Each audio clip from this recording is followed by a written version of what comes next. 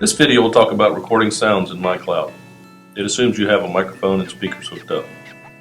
So we go to the Sound and Video tab and click on the sound recorder.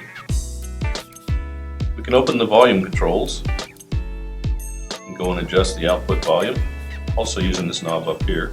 See, it makes both of them change.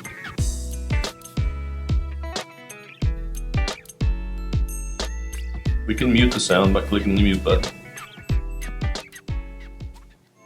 We can adjust sound effects, hardware settings, input volume, and adjust the output, balance left and right, or select output hardware. You can also use the control record feature, record sounds, or these buttons on this line, or the drop-down menu to play sounds.